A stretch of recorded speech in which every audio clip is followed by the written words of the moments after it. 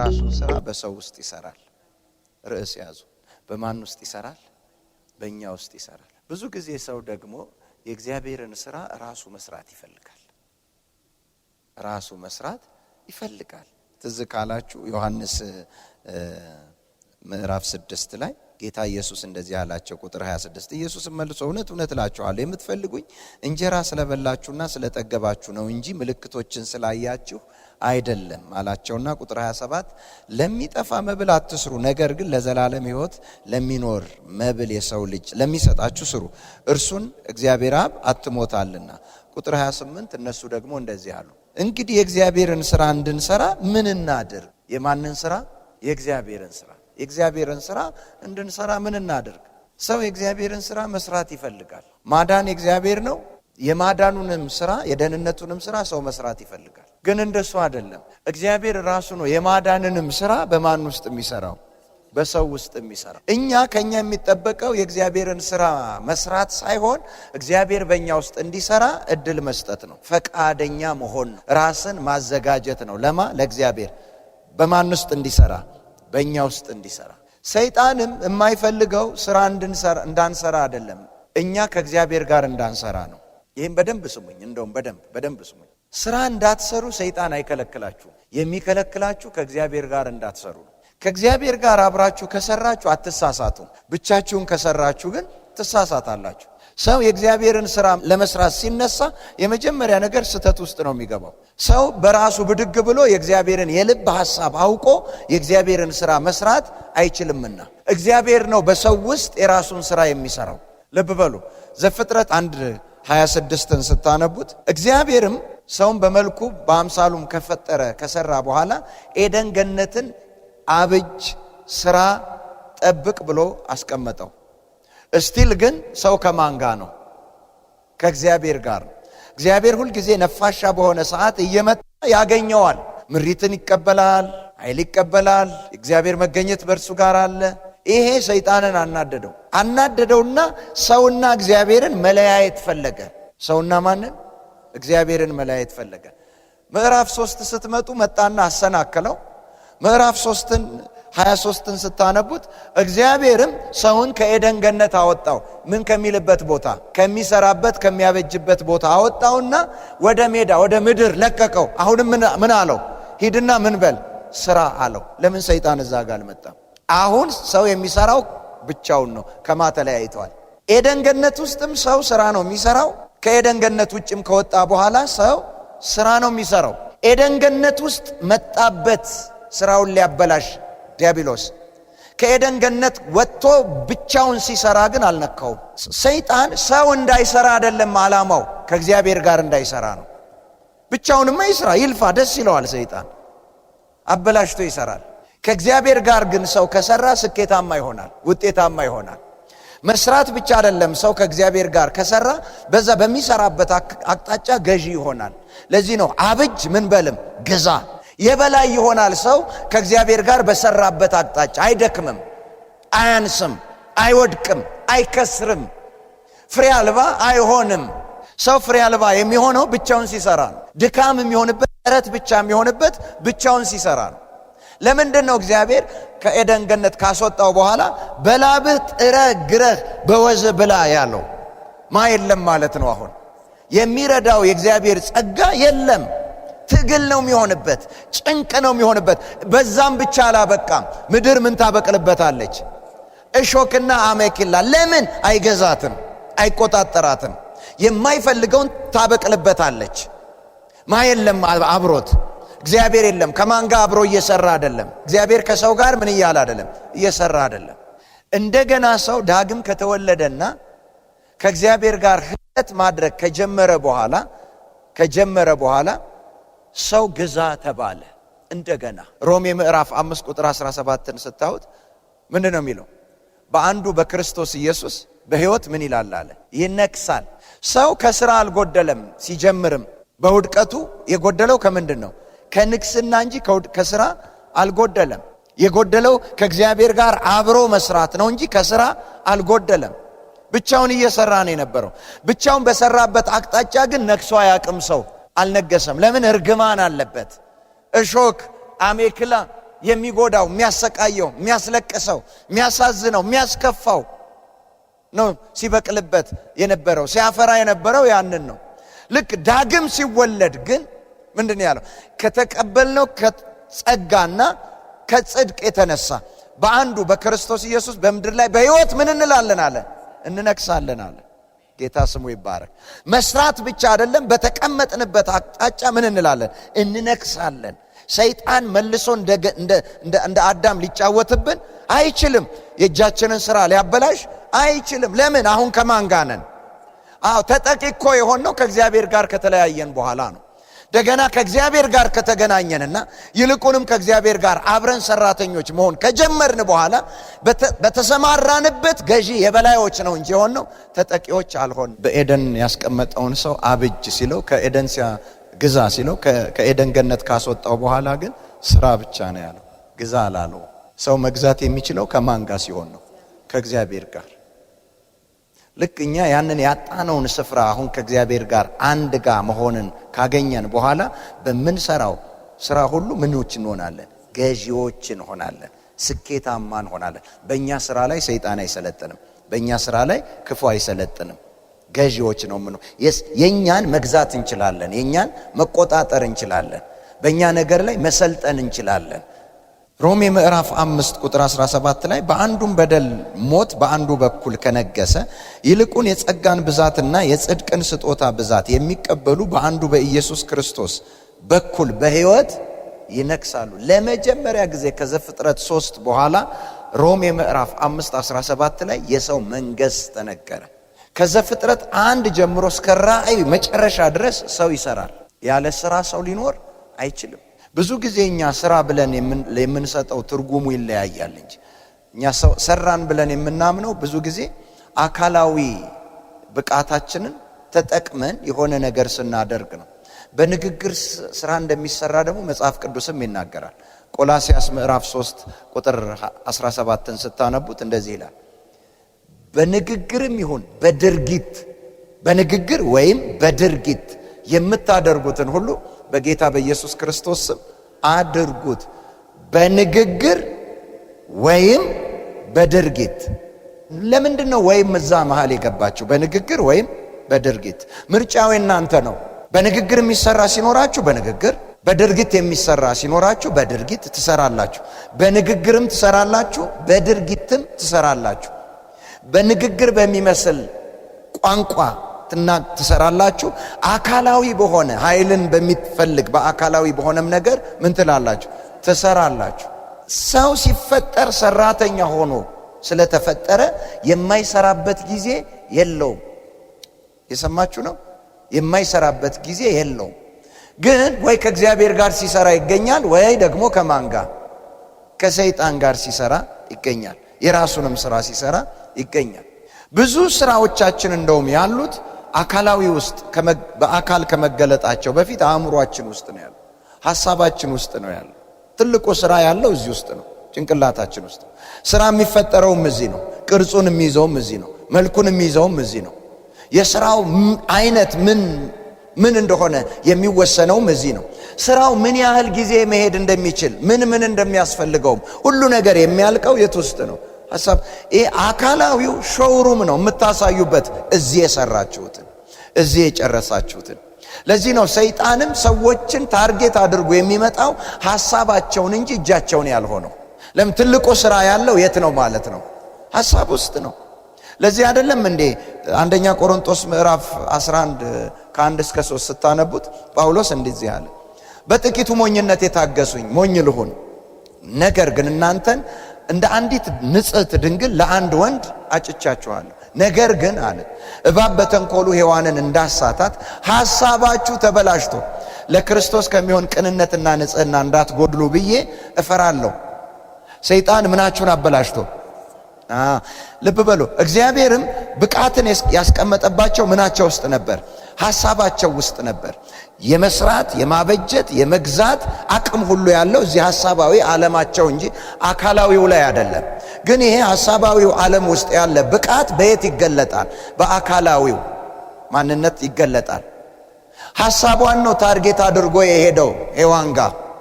እግዚአብሔርና ሔዋን አብረው የሚሰሩት በምን ነበር? በሐሳብ። ምክንያቱም ትእዛዙን የሰጠው ለእጇ ሳይሆን ለምኗ ነው? ለሐሳቧ ነው። የእግዚአብሔር ፈቃድ፣ የእግዚአብሔር አቅም፣ የእግዚአብሔር ሐሳብ፣ ፕላኑ፣ እቅዱ ሁሉ ነገር ያስቀመጠው ምኗ ውስጥ ነበር? ሐሳቧ ውስጥ ነው።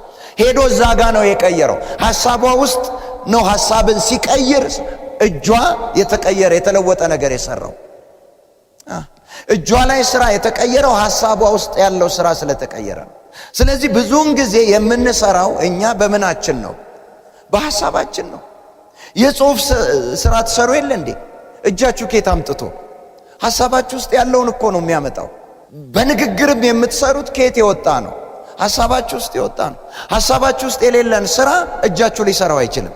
ሐሳባችሁ ውስጥ የሌለውን ስራ አንደበታችሁ ሊናገረው አይችልም። ሐሳባችሁ ውስጥ ምንም ከሌለ እጃችሁም አንደበታችሁም ላይ ምንም ነገር የለም። እንግዲህ ስራ ጅማሬውም ሂደቱም የሚጠናቀቀው ምን ውስጥ ነው ማለት ነው? ሐሳብ ውስጥ ነው። ሐሳብ ውስጥ ነው። እንዲሁ በቀላሉ ይሄንን ቤት ስታዩት አሁን እንደዚህ ሆኖ ያየነው ሰዎች አለቀ የሚሉት ምረቃ የሚደረግ ኢናጉሬት የሚያደርጉት መቼ ነው? አካላዊው ነገር ካለቀ በኋላ። ግን ያለቀው መጀመሪያ ቤቱ የት ነው? ሐሳብ ውስጥ ነው። ዛሬ አንድ ነገር ሲያደርጉ መጣልኝ ሲሉ ተነጎዳ አንድ ነገር መጣልኝ ከዛ አንድ አይደለም። መጀመሪያ ብሉ ፕሪንቱ ያለው የት ውስጥ ነው? ሐሳብ አልቋል። ይሄ እዚህ ሐሳባቸው ውስጥ ያለውን ቤት አካላዊ ለማድረግ የሚያስፈልጋቸውን ነገሮች ሲያዘጋጁ ቆዩ እንጂ ቤቱ ያለቀው ምን ውስጥ ነው? ሐሳብ ውስጥ ነው።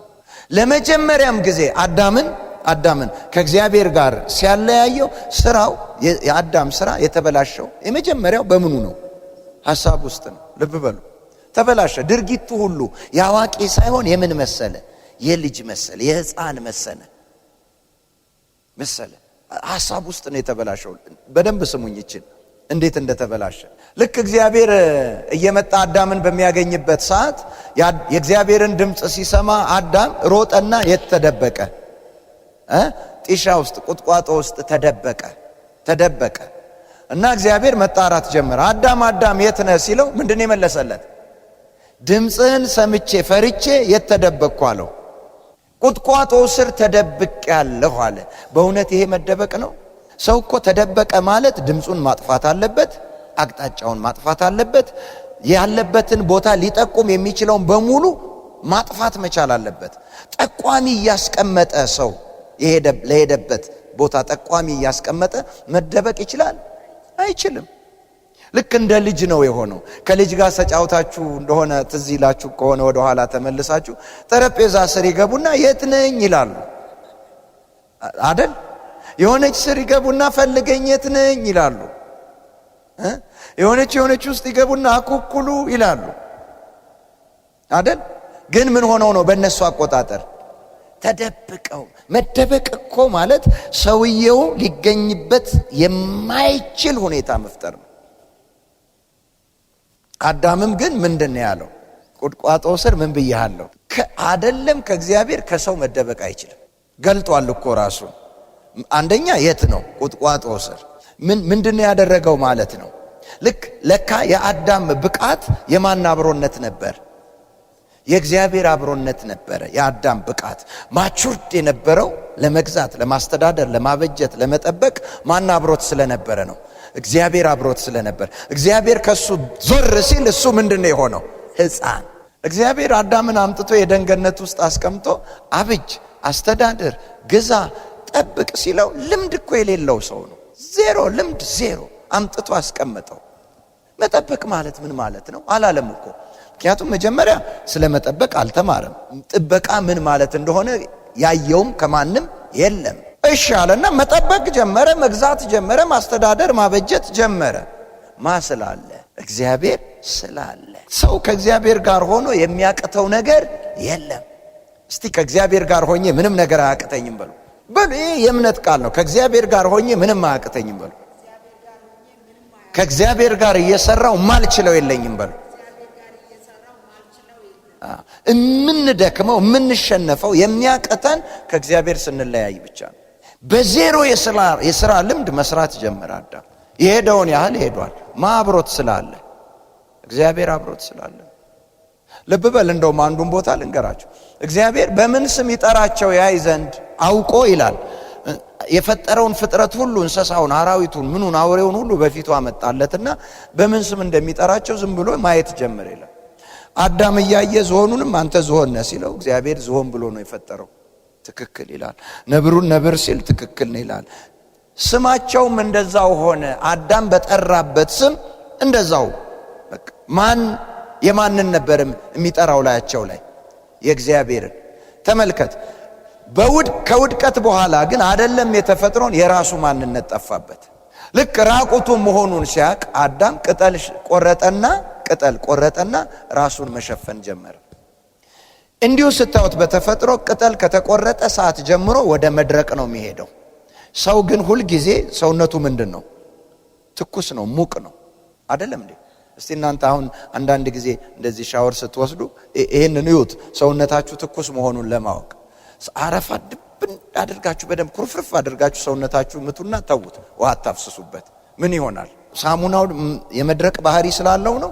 የመድረቅ ባህሪ እንደሌለው ሳሙናው ማወቅ ከፈለጋችሁ ሳሙናውን ውሃ ውስጥ አረፋ ምቱትና ተውት። 3 ቀን 4 ቀንም ያው ነው፣ አይደርቅም። ውሃ ሆኖ ነው የሚቀረው። ግን እላችሁ ላይ ይደርቃል። ከምን የተነሳ? ከናንተ ሙቀት የተነሳ። አየ ራሱን ሰውየው ማወቅ አቃተው። ትኩሱን ነገር እሳቱን በቅጠል መሸፈን ፈለገ። ያ እንደ እግዚአብሔር የሚያቀውን እግዚአብሔር በሚያቀው ነገሮችን በሚያቀው ልክ ማወቅ አይደለም፣ የራሱን ኔቸር ማወቅ አቃተው። ልክ እግዚአብሔር ከራሱ ላይ ሲነሳ የራሱ ማንነት ለራሱ ስትሬንጅ ሆነበት፣ አሳፈረው፣ አስደነገጠው፣ አሸማቀቀው፣ ሰርፕራይዝ አደረገው። ከዛ በቃ ራሱን ሲያይ የሚያሳፍረው።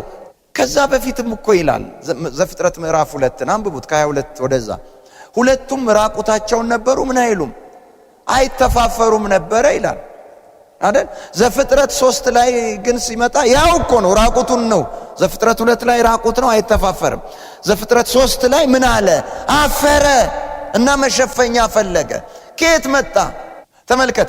ያኔ ከእግዚአብሔር ጋር ሆኖ እግዚአብሔር የሚሰጠው ዕውቀት ውስጥ ስለ ራሱ ክብር እንጂ እፍረት አልነበረም።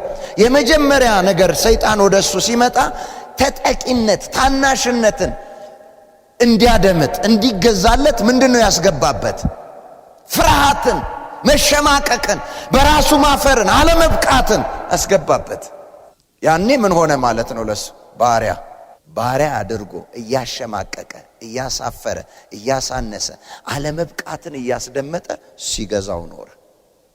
እስቲል ግን ሰው እየሰራ ከማን ጋር ግን ሲሰራ ኖረ? ከሰይጣን ጋር። ሰው ከሰይጣን ጋር በሰራበት ስራ እፍረት እንጂ ክብር የለው፣ ውርደት እንጂ ክብር የለው፣ ባርነት እንጂ ነፃነት የለው። ግን እግዚአብሔር ከሰው ጋር ሲሰራ ሁልጊዜ ሰው ምን ሆኖ ይሰራል?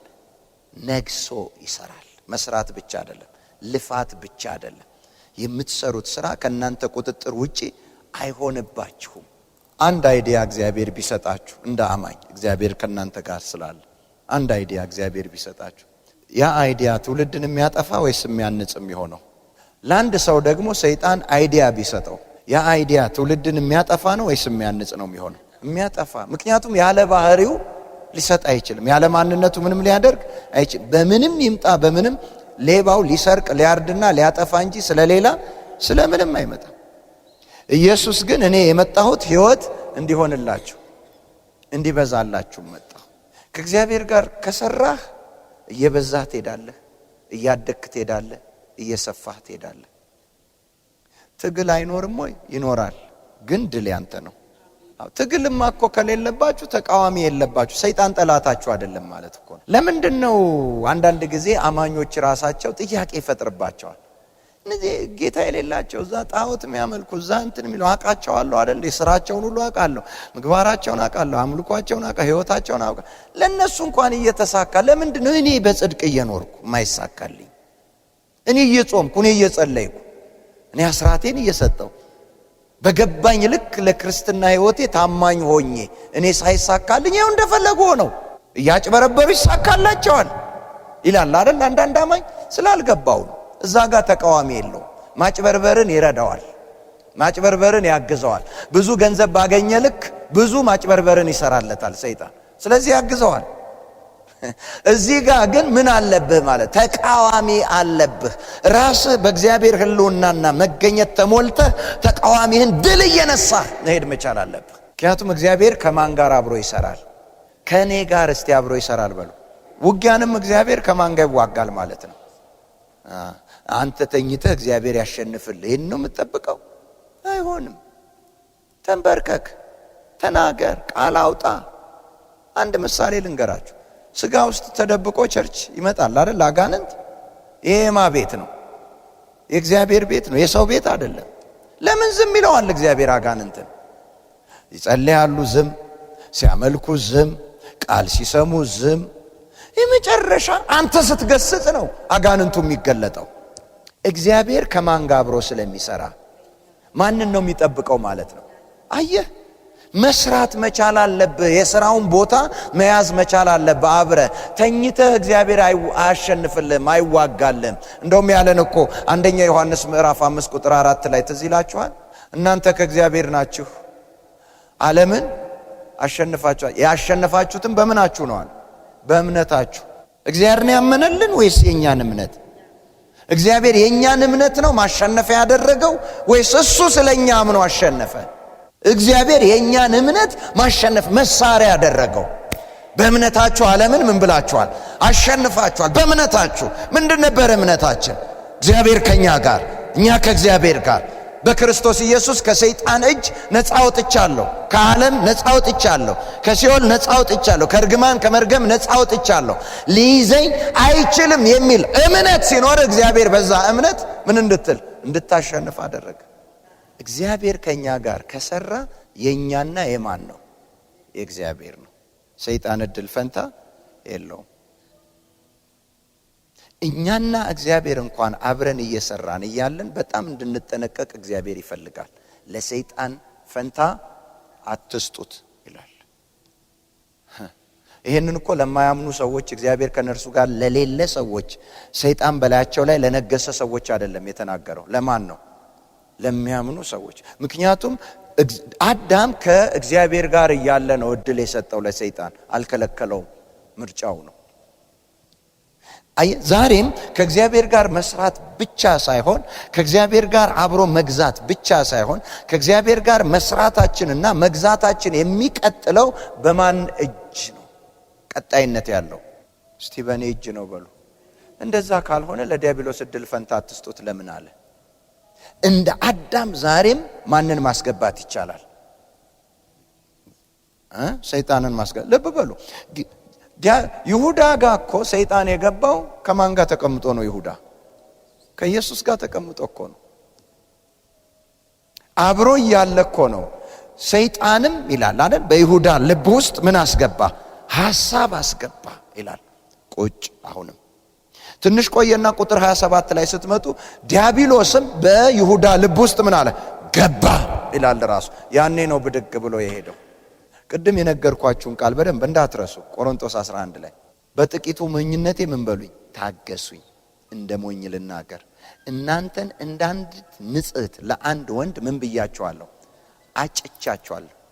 ነገር ግን እባብ በተንኮሉ ሔዋንን እንዳሳታት ሐሳባችሁን ምን ብሎ አበላሽቶ ለክርስቶስ ከሚሆን ቅንነትና ንጽሕና እንዳትጎሉ ብዬ እፈራለሁ። ማጋ ላሉ ሰዎች፣ ክርስቶስ ጋር ላሉ ሰዎች መጠበቅ አለባቸው፣ መቅጠር አለባቸው።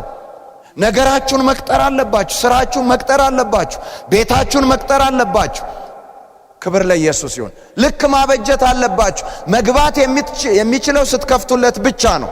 ከዘጋችሁበት ሊገባ አይችልም። ለምን? ኢየሱስ መጀመሪያ ወደኛ ሲገባ አስወጥቶት ነው የገባው። ሰይጣንን ከኛ ውስጥ ለማስወጣት እግዚአብሔርም ኃይል አልተጠቀመም። የኛን ፈቃደኝነት ነው። የእግዚአብሔር ኃይል የተገለጠው እኛ ስንፈቅድለት ነው። ኢየሱስን ስንቀበልና ኢየሱስ ሲገባ ሰይጣን ወጣ። አንቀበልም ብንል ኢየሱስን ሰይጣን ለዘላለም ከኛ ጋር ይኖራል። ጌታ ኢየሱስ በኃይል አያስወጣውም። ስለዚህ ጌታ ኢየሱስ እኛ ውስጥ ከገባ በኋላ የኛ ህይወት፣ የኛ አስተሳሰብ፣ የኛ አመለካከት፣ የኛ ፍላጎት፣ የኛ ዝንባሌ፣ የኛ መሻት፣ የኛ መነሳሳት ቅጥር ሊኖረው ይገባል። ሄዶ የሰይጣንን መመኘት የለበትም። የሱን ማሰብ የለብንም። የሱን መንካት የለብንም። እድል ፈንታ ምን አትበሉት፣ አትስጡት። ቅጥሩን አልፈን ሄደን ነካክተነው ሰይጣን ነካካኝ ብንል አይሆንም። መጀመሪያ ማን የነካው? በምንም መልኩ አሁን መጥቶ ሰይጣን አማኝን ሊነካ አይችልም። በደም የተሸፈነ ነው። ወጥቶ ከነካው ግን ሰይጣን ይነካዋል። ወጥቶ የሰይጣንን ከነካ ልክ በዚህ ቅጥር ውስጥ ኖረን ከክርስቶስ ጋር አብረን ስንሰራ በስራችን ሁልጊዜ ምን እንላለን? እንነክሳለን፣ እንገዛዋለን፣ እንቆጣጠረዋለን። ሰይጣን አይሰለጥንበትም። ዘጸአት ምዕራፍ 3ን ስታነቡት ጌታ እግዚአብሔር የእስራኤላውያኖችን ጩኸት መከራ አየና ሊያድናቸው በእሳት ወረደ። ሲወርድ ሙሴን ተገናኘ። ባጭሩ ነው የምነግራችሁ። ከዛ እግዚአብሔር ሙሴን እልክሃለሁ አለው። እልክሃለሁ ሲለው ወዴት? ወደ ግብጽ። ወደ ግብጽማ እኔ አልሄድም። ምን አለ ማለት ነው? ፈራ። አንደኛ የራሱ ነገር አስፈራው። እኔ ምንድነኝ አለ? ኮልታፋ ነኝ፣ ትብ ነኝ። በዛ ላይ ደግሞ ምን አለ? አሁን እድሜም አለ። የ80 ዓመት ሰው ነው። ፈርዖንን ሸሽቶ የወጣው በ40 ዓመቱ ነው። በ40 ዓመቱ ፈርቶ የወጣውን ሰው አሁን ሂድና ምን በለው አለው? ግጠመው። አላደርገውም አለ። እኔ ካንተ ጋር እሆናለሁ አለው። አይ እኔ ከማን ጋር ሆናለሁ? ካንተ ጋር ሆናለሁ። ግን የሚገርም ነገር እንደዚህም ሲለው ወረድ ብላችሁም ስታነቡ 4-5 እስከ 6 ምዕራፍ ስታነቡት የምታደርጉትን ምን እላችኋለሁ አለው? አስተምራችኋለሁ አለው። ምን የምትሉትን? የምታደርጉትን የምትሰሩትን አስተምራችኋለሁ። ስለ ሥራ ጌታ ተናግሯል። መግዛት ግን የመጣው ዳግም ጌታ ኢየሱስን ከተቀበልን በኋላ ነው። የምትሰሩትን አስተምራችኋል፣ የምታደርጉትን አስተምራችሁ። ሥራ ሰጥቷል እግዚአብሔር፣ ለሁሉም ሥራ ሰጥቷል። ግን ሊገዛ ገዢ ሊሆኑ አይችሉም። ለምን? ሕይወታቸው ላይ ምን አለ? እርግማን አለ። የአዳም የዘር እርግማን አለ፣ መርገም አለ። ለእርግማን የተገዛ ሰው ከዛ ሳይወጣ ገዢ መሆን አይችልም። ጌታ ኢየሱስን ስንቀበል ግን ገዝቶን የነበረውን እርግማን ከላያችን ላይ ምን አለው? ሻረው፣ ነፃ ወጣን። ከዛ በተቀበላችሁት በጸጋው በተትረፈረፈው ጽድቁና ጸጋው በምድር ላይ በአንዱ በኢየሱስ በሕይወት ምን ትላላችሁ አለ? ትገዛላችሁ አለ። አገዛዝ ነው የተመለሰልን እንጂ ስራማ ሁሌም ነው የምንሰራው። ሳይወድቅ በፊት ሰው እየሰራ ነው። ከውድቀት በኋላ ምን እያለ ነው? እየሰራ ነው። ሳይወድቅ በፊት ገዝቶ ነበር የሚሰራው። ከውድቀት በኋላ ግን ተገዝቶ ነበር የሚሰራው። ዳግም ከመወለድ በኋላ ግን መስራት ብቻ ሳይሆን ገዝቶ ነው የተሰራው። ሙሴ እኔ ትብ ነኝ እኔ አልችልም ሲል አይ ትሄዳለህ፣ እኔ በእውነት ካንተ ጋር ሆናለሁ አለው። እሺ የምትሰሩትን አስተምርሃለሁ አለው። እሺ አለው፣ አስተማረው። በትር ይዘሃል አይደል? ጣላት አለው። ጣላት። ምን ሆነች? እባብ ሆነች። ጅራቷን ያዝ አለው። አነሳት። ምን ሆነች? በትር ሆነች። እጅህን ብብት ውስጥ አድርግ አለው። አደረገ። እስቲ አውጣት። ነጭ ሆነች፣ አመዳይ። ብብትህን እጅ ውስጥ አስገባ አለው። አስገባ። እሺ አውጣት አለው። ተመለሰች፣ እጁን መሰለች። አሁን ሂድ አለው። በዚህ በትርና በአንተ እጅ እኔ አብሬ ያለው ትሰራለህ። ጌታ ስሙ ይባረክ። አሜን። ጌታ ስሙ ይባረክ። አሜን። ከዛ ቀጥታ ማን ጋር ሄደ? ፈርዖን ጋር ሄደና በትሯን ምን ሲጥሏት ምን ሆነች? እባብ ሆነች። እነዛም ደግሞ በራሳቸው እባብነቱን ብቻ አትዩት። እባብነቱን ብቻ አትዩት። የማ በትር ነች እባብ የሆነችው? መጀመሪያ የሙሴ ያቺ አሮን እጅ የገባችው የሙሴ በትር ያን እጅ አለባት፣ የእግዚአብሔር እጅ አለባት። እነዛ አስማተኞች ጠንቋዮችም መጡና በትሮቻቸውን በሙሉ ምን አደረጓቸው? እባብ፣ ብዙ እባብ። ግን ከዛ የሙሴ እባቦቹን በሙሉ ምን ዋለች ይላል? ዋጠቻቸው። ከዛ ተፍታለች። ሙሴ ምንድነው ያደረገው? በትሩን ያዘው። ማን ነው ገዢ አሁን? ከማን ጋር ስለሆነ? ከእግዚአብሔር ጋር ስለሆነ። አላወቁም። ኃይላቸው ተገዝቶ ከዛ በዛችው በትር የተዋጡትን የአማልክቶቻቸውን መንፈስ ኃይል በ9 መቅሰፍት እግዚአብሔር ምን አለ? መታ። ሙሴ ትቢያን ቅማል ማድረግ ይችላል፣ ውሃን ደም ማድረግ ይችላል። ግን አደረገ። ከማን ጋር አብሮ ስለሰራ? ከእግዚአብሔር ጋር አብሮ ስለሰራ። ጌታ ስሙ ይባረክ። አሜን። ማድረግ የሚችሉትን ሁሉ አደረጉ። እባብም አድርገዋል፣ ምንም አድርገዋል። ከእባብና ከቅማል የቱ ይበልጣል? እባብ አይደል? እግዚአብሔር ደግሞ ያሸነፋቸው በምንድን ነው? በቅማል። በመጨረሻ ተራ ሕፃን አዋቂ ማንም ሊገድላት ሊያጠፋት ማንም ከስሯ በቅማል መጣች ብሎ የሚሮጥ የሚሸሽ የሚደበቅ የለም። የመጨረሻ ደካማ የመጨረሻ ተራ የመጨረሻ የተናቀች በሆነች ነገር አሸነፍ። ያችን መልሰው ማድረግ አቃታቸው። እችስ የማንጣት ነች አሉ። ምን እያዩ ግን? ቅማል። ይቅርታ ስለቃሉ ይቅርታ ስለቃሉ ማብሮ ስላለ አየ። ከእግዚአብሔር ጋር ከሆንክ ትልቅ ነገር አይጠበቅም፣ በትንሹ ታሸንፋለህ።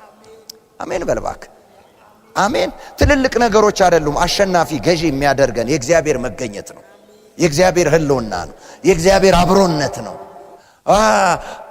ደግሞ እባቡንም አምጥተናል እባክህ ደግሞ ቅማል ሊያቅተን ነው አላሉም። አቃታቸው። የተሸነፉት በምንድን ነው?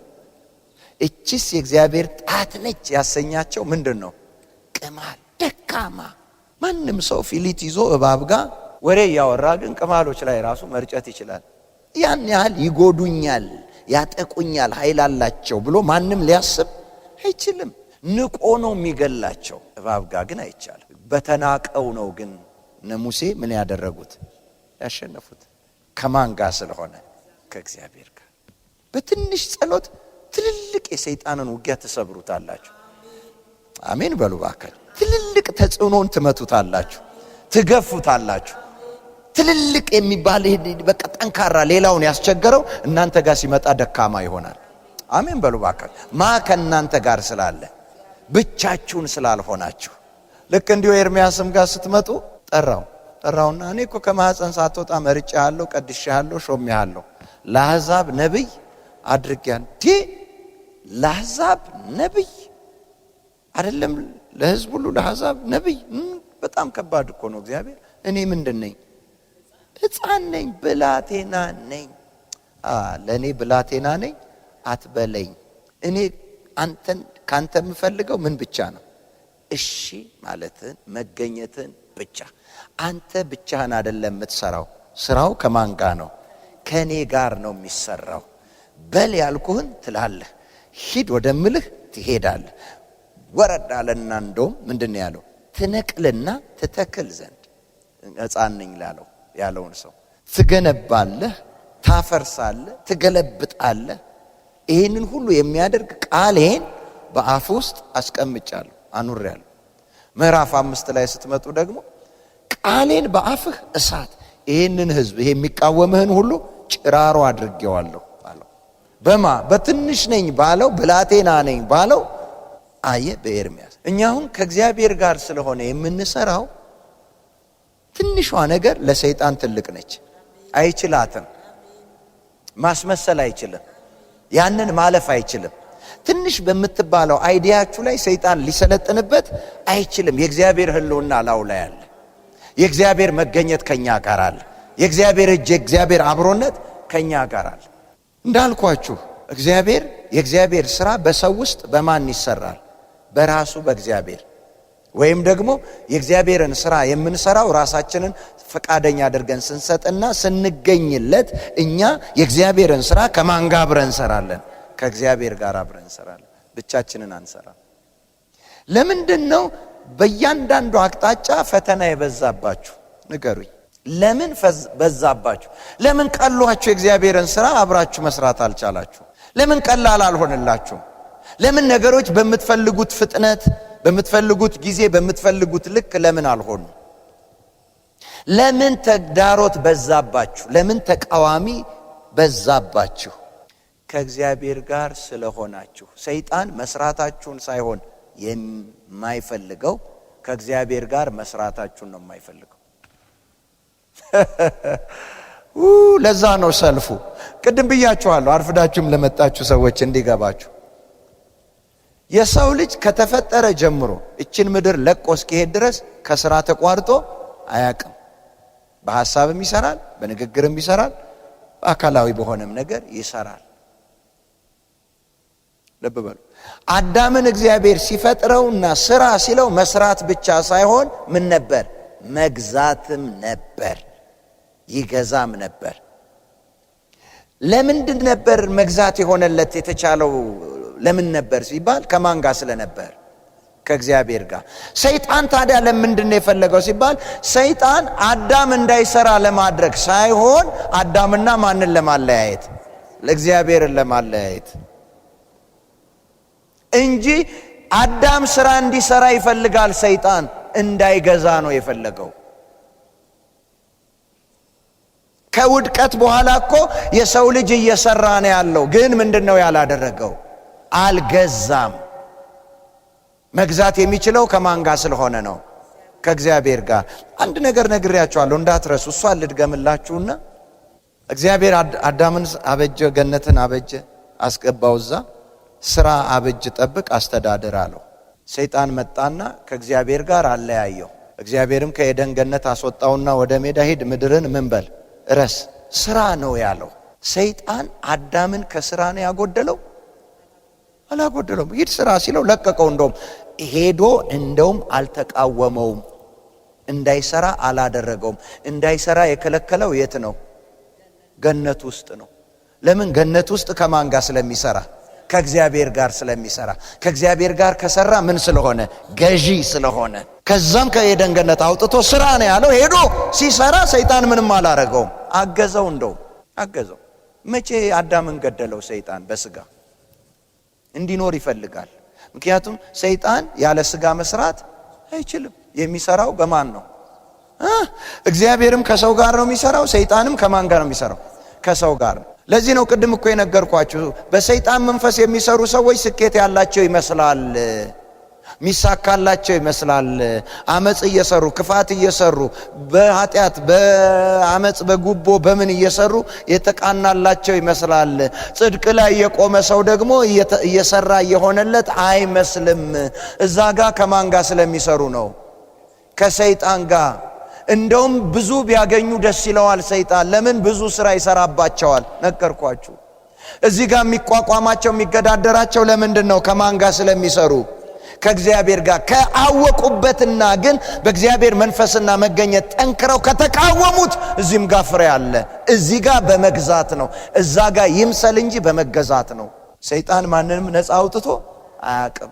ሰይጣን ደግሞ ዓላማውን እስኪጨርስ እንጂ እሱ እስኪጨርስ ድረስ ነው ሰውንም ዝም የሚለው። ልክ ዓላማውን ሲጨርስ ምን ያደርገዋል? ምንድነው ምሳሌ ላይ እንደዚህ የሚል ቃል አለኩ። ወደ ሞት የሚነዱትን ታደግ፣ ለመታረድ የተወሰኑትንም አድን ይላል። ማን ነው ወደ ሞት እየነዳ ያለ? ሰይጣን። ለመታረድ የተወሰኑትስ ማን ነው ሊያርዳቸው የወሰነው? ሰይጣን። ለምንድን ነው የሚያርዳቸው? ዓላማውን ሊሰራባቸው የፈለገውን ዓላማ ምን ካለ በኋላ? ከጨረሰ በኋላ። ያንን አንተ ምን በል? ታደግ፣ አድን። ምን ማለት ነው? በቃ በሰይጣን ስራ ላይ አንተ የበላይ ሁን፣ አስጥላቸው። ጌታ ይመስገን። አንተ ከማን ጋር ስለሆንክ? ከእግዚአብሔር ጋር ስለሆንክ። በደንብ ይሄንን ያዙልኝ። ከእግዚአብሔር ጋር መስራት ብቻ ሳይሆን እኛ ከእግዚአብሔር ጋር ስንሰራ ምን እያልን ነው የምንሰራው? እየገዛን። ምን እያላችሁ? እየገዛችሁ። በእናንተ ስራ ላይ ሰይጣን ሊሰለጥን አይችልም። ተቆጣጥራችሁታል። ከማን ጋር? ከእግዚአብሔር ጋር። ለዚህ ነው ፈተናው የበዛባችሁ እናንተ ከእግዚአብሔር ጋር ስለምትሰሩ። እናንተም እኮ እስቲ ካሰባችሁት እናንተም እኮ በሰይጣን ለሚሰራ ሰው ፈተና ናችሁ። ምንም ባትሉት ጠንቋይ አካባቢያችሁ ካለ የእናንተ መኖር ለሱ ፈተና ነው። ከማን ጋር ስላላችሁ? ለሱ እኮ ሁሌ ሰልፍ ውስጥ ነው፣ ውጊያ ነው። አቃቱኝ፣ አስቸገሩኝ፣ ከዚህ ይንቀላቸው፣ ምን ይበላቸው ማይለው የለም። ከብዳችሁት ግን ምንም እኮ አላላችሁትም። የማህልውና የእግዚአብሔር ህልውና ከእናንተ ጋር። እናንተ ብቻ አይደላችሁም ፈተና ውስጥ ያላችሁት። እናንተ ከእግዚአብሔር ጋር በመኖራችሁ የበለጠ ፈተና ውስጥ ያለው ማን ነው? ከሰይጣን ጋር የሚኖር ነው በአካባቢያችሁ። የእናንተን ስራ ሰይጣን ሊያፈርስ አይችልም ከእግዚአብሔር ጋር ስለምትሰሩ። አንድ ቀን ሰርፕራይዝ እንሆናለን። አንተ ነህ አሕዛብን እንዲህ ስትጫወትበት የኖርክ፣ ምድርን እንዲህ ስታጠፋ የኖርክ አንተ ነህ ይሉታል አለ። አንተ ነህ ማለት ሰይጣንን አይናችን በሙላት ተከፍቶ ሰይጣንን ስናየው ተራ መሆኑን ነው የምናውቀው። አሁን ነው አእምሯችን ያከበደው እኮ እሱ እየሸነገለ እያስመሰለ። ልክ እርቃኑን ስናየው እሳቱ የወጣ የተጣለ ለአሕዛብ ሁሉ መላገጫ አድርጌ ጥያለሁ ያለውን ያንን አንተን ያንን በኤድስ አንተን ያንን በካንሰር አንተን ያንን በስኳር አንተን ያንን በግፊት የገደልክ አንተ እንዴት ሆነልህ አንተ እምትሉበት ያህል ደካማ ነው። ኢየሱስን ካሳያችሁት ልብ በሉ። ይኸው በደንብ ልንገራችሁና እንጸልይ። አንድ ከተማ ኢየሱስ ሲገባ ሰይጣን እየሮጠ መጣና እግሩ ስር ወደቀና ያጋንንት ያለበት ሰው ሌጊዮን ያለበት ሰው ምን አለው? አውቄሃለሁ አንተ የእግዚአብሔር ቅዱስ ያለ ጊዜያችን ልታሰቃየን መጣህ። ማንን ነው እንዲህ ያለው? ኢየሱስን። ኢየሱስ ሳይመጣ በፊት ያቺ ከተማ ማንም አይደፍራትም። በዛ ማለፍ አይቻልም ነው የሚባለው። ማንም ሊያስረው አይችልም። የእግር ብረቱን ሁሉ ምን ይለዋል? ይበጣጥሰዋል። ማንም ማለፍ አይችልም። ኢየሱስ ሲመጣ ግን ራሱ ወድቆ ያለ ጊዜያችን ልታሰቃየን መጣህን አለው። ምን ማለት ነው? ለካ እዛች ከተማ ማን አልነበረም? ኢየሱስ አልነበረም። ስለዚህ ገዢው ማን ነበረ? ሰይጣን ነበር። ልክ ኢየሱስ ሲገባስ ቃል ተናግሯል እንደ ኢየሱስ ልኩን ሰይጣን ያውቃል። ስለማናቀው ነው፣ ስለ ሰዓት ነው፣ ሚስላረግ ነው እንደፈለገ የሚፈነጨው ሰይጣን። አሁን ኢየሱስ ሲገባ እኮ ራሱ ነው መጥቶ ራሱን ያዋረደው። ያለ ጊዜ አሰቃየነህ እኮ ነው። አንተን አውቃለሁ፣ አንተን የምታሰቃየኝ አንተ የእግዚአብሔር ቅዱስ፣ ግን ጊዜያችን አልነበረም። ያለ ጊዜያችን ልታሰቃየን መጣህ ነው እኮ ያለው። ለምን? ኢየሱስ ማንን ያውቀዋል? ሰይጣንን ያውቀዋል። ሰይጣንም ማንን ያውቃል? ኢየሱስ። ሰይጣን እኛን ያውቃል፣ እኛ ግን ሰይጣንን አናውቀውም። እመኑኝ፣ አናውቀውም። እስቲል ለኛ ምንድነው? ሰይጣን ኃይለኛ ነው። እስቲል ከባድ ነው። እስቲል አደገኛ ነው።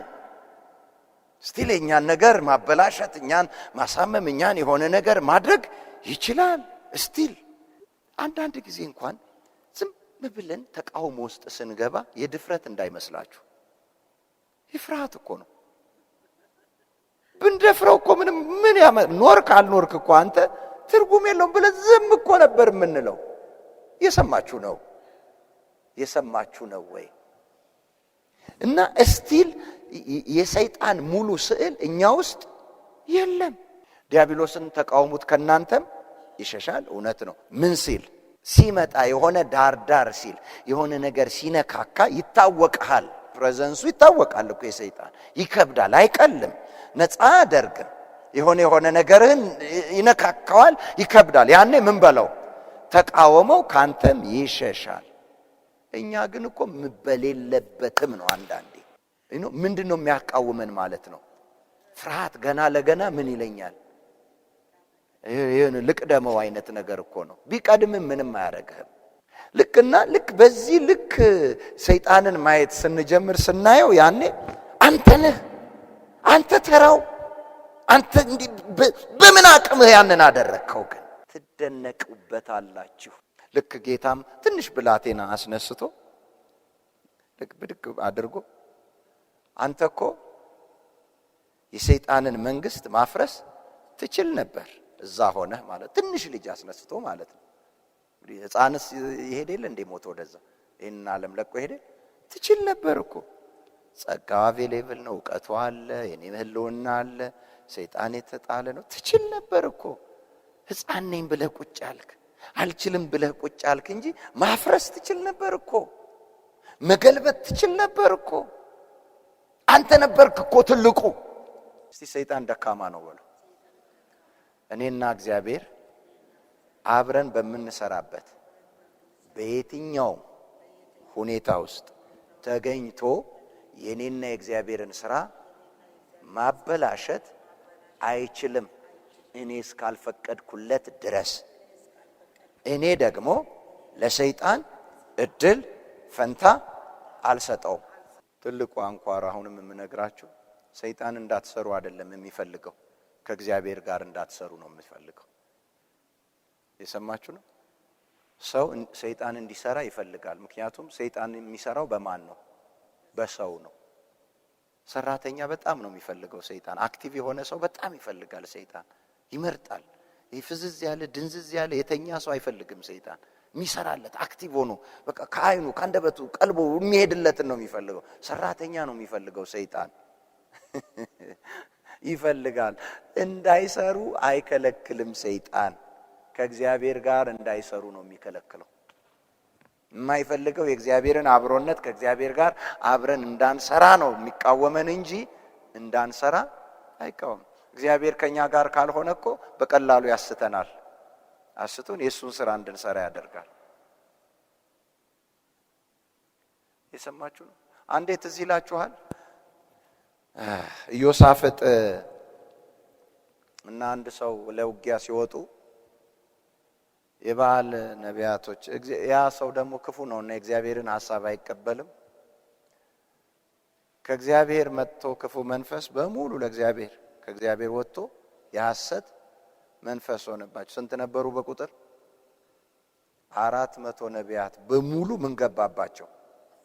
ሐሰት። ምኖች ስለሆኑ?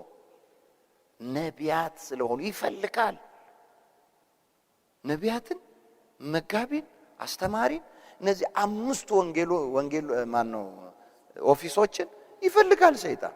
በደንብ ነው የሚፈልገው። እድል ካገኘ የማንን ይሰራባቸዋል? በማን ስም ግን? በእግዚአብሔር ነቢያት ስም፣ በእግዚአብሔር አገልጋዮች ስም። ከዛ መጣና የስህተት ትንቢት ግጥም አደረገ። 400ም ሰው ውጣ ታሸንፋለህ፣ ውጣ በለው። 400 አንድ አይነት። ከዛ ይሄኛው ግን የእግዚአብሔር ሰው ልቡን አልሞላው። ባክህ አንድ የእግዚአብሔርን ድምጽ የምንሰማበት አንድ ሰው አይገኝም ማለት አንድ ሰው አይገኝም አለ። መኖርስ አንድ ሚክያስ የሚባል ግን ሁሌ እሱ ክፉ ነገር እንጂ ለኔ መልካም ነገር አይናገርም ማለት። ሰውየው ክፉ ተናጋሪ አይደለም፣ ነብዩ ክፉ ተናጋሪ አይደለም፣ ግን ለሰውየው ክፉ የሚመስል ይነግረዋል። ክፉ ማን ነው? ሰውየው ነው፣ ንጉሱ ነው። እስቲ አምጣው፣ ግድ የለህም አምጣው፣ አምጣው፣ ጥራው። መጣና እስራኤል እረኞቻቸው ተበትኖ መንጋዎቻቸው በጎቻቸው ተራራ ላይ እንደሚቅበዘበዙ እንደዛው አየሁ። ንጉሳቸው ይሞት አላልኩም? ስለኔ ጥሩ አይናገርም አላልኩም? ከዛ ደግሞ ከነብይ መሃል አንዱ ተነሳና እግዚአብሔር ቤት አልፎ ነው ላንተ የተናገረህ ላጥ በጥፊ። ኦሬዲ ምን ገብቶበታል? አየህ፣ ለካ ሰይጣን እድል ካገኘ የእግዚአብሔርን አገልጋዮች ይፈልጋል። ላጥ መዋሸቱ ሳያንስ ነብዩ እንደገና ምን ተማቺ አደረገው። ከዛ ይሄ ንጉስ ኢዮሳፍጥ ይሄንን አመነ። የእግዚአብሔር ሰው ስለሆነ አይገፋፋም፣ ተቀበለው። ያ ንጉስ ግን የማንን? የ400ዎችን አመነ። ኦሬዲ ራሱ ሰውየው ምንድነው? ፖሰስድ ነው። ከዛ ለውጊያ ሄደ እንዲህ ብሎ እስከመጣ ድረስ እናንተ እነዚህ 400 ነቢያቶቼ እንደተናገሩት አሸንፌ ያንን የመጣብኝን ንጉስ ገድዬ በቃ ምርኮ ማርኬ እስከመለስ ድረስ በግዞት ቤት የመከራ እንጀራ አብሉት አለ። ይሄን ሚክያስን ንጉስ ብትመለስ አይደል አለው። በሰላም ምን ብትል ብትመለስ። አይ 400 ሰው ውስጥ ሰይጣን የሚዋሸው በአንድ ሰው አብሮት በቃ እግዚአብሔር ስላለ። አይ ልዩነቱ ይሄ ነው። ጌታ ስሙ ይባረክ። አንተ ምንም መለኪያ የለህም፣ ብቻ እግዚአብሔር ካንተ ጋር ይሁን። እልፍ ለምን አይሆንም? አላፍ ለምን አይሆንም? ሌላው የሰይጣን ማህበርተኛው ልክ የሌለው ለምን አይሆንም? ካንተ ጋር ብቻ እግዚአብሔር ይሁን። ያንተ ያሸንፋል ሁሌ፣ ያንቺ ይበልጣል ሁሌ፣ ትገዛለህ ሁል ጊዜ። ጌታ ስምህ ይባረክ። ያንተ ቃል ይጸናል ሁል ጊዜ። ሰማይ ምድርም ሁኔታም ይቀበለዋል ያንተ። ለምን? እግዚአብሔር ካንተ ጋር ስላለ። ከዛ እነዛን አምኖ ሄደ። ድሮም ሰይጣን እኮ ማስገደል እንጂ ሌላ ምን ትርፋለሁ? ደግሞ በጣም የሚገርመው ክፉም አይገልጠውም ያ ንጉስ። ትንሽ ሲሄዱ ሰረገላ ላይ ወጡና እኔ እናንተ ወንድማማቾች አይደለን? አዎ በቃ ልብስ እንቀያየር አለው። ልብስ እንቀያየር። እሺ አለ የእግዚአብሔር ሰው። ሻለና ልብስ ተቀያየሩ። አሁን ይኸውልህ ክፉ መልካሙን መሰለ፣ መልካሙም ደግሞ ክፉን መሰለ። ጠላቶቹ ደግሞ የሚፈልጉት በምን ይለዩታል? በንግስና ልብሱን ይለዩታል። እነዚህ ይሄ ክፉ ሰው የተናገረው ትሞታለህ ያለኝ እኔ ብሞት እንኳን ማይሞታል እሱ ይሞታል። አቤት አቤት! ለበሰ፣ ልብሱን ቀያየረ፣ ሲሄድ ወንድሜ ልብስ አልሸፈነው ያንን ሰውዬ፣ የሸፈነው እግዚአብሔር ህልውና። አሜን በልባክ። ጌታ ስሙ ይባረክ። በልብስ አይሞት፣ በልብስ አይ መዳኔ ለዚህ ያለው በምንድን ነው? በጌታ ነው፣ በእግዚአብሔር ህልውና ነው። አገኘው ብሎ ሊመታው ሲል ፊቱን ሲያይ ማን ነው? ኢዮሳፍጥ ነው። የጠላቱን ግን ልብስ ለብሶ ዞር ሲል አገኘው። እሱን በምኑ ከተተበት ይላል? በደረቱ። ሰይጣንም በማን ይሰራል? በሰው። አንድ አይደለም እንደውም 400 ፈለገ። ብዙ ሰው ይፈልጋል። ብዙ የሚናገርበት፣ ብዙ የሚሰራበት ይፈልጋል። እግዚአብሔር ደግሞ አንድ ሰው በቂ ነው። ጌታ ስሙ ይባረክ። እስቲ እኔ ላለሁበት ቦታ በሉ፣ እኔ ላለሁበት ቢሮ በሉ፣ እኔና እግዚአብሔር በቂ ነን። እልፍ አእላፍ ተቃዋሚ እነሳ በሉ፣ እኔና እግዚአብሔርን አይችሉንም በሉ። ባካችሁ ድገሙ ባካችሁ። አዎ አትቻሉ። ጌታ ስሙ ይባረክ። እና እግዚአብሔር በእናንተ ይሰራል። መስራት ብቻ ሳይሆን እግዚአብሔር በእናንተ ምን ይላል? ይገዛል። ትገዛላችሁ አብራችሁ። አሜን አሜን በሉ። እስቲ ገዛለሁ በሉ ባካችሁ። ገዛለሁ በሉ፣ አሸንፋለሁ በሉ፣ ቆጣጠራለሁ በሉ። የእግዚአብሔር ህልውና በሉ ሁሉን ያስገዛልኛል፣ ሁሉን እንድቆጣጠር ያደርገኛል። ለጠላት ታልፌ አልሰጥም።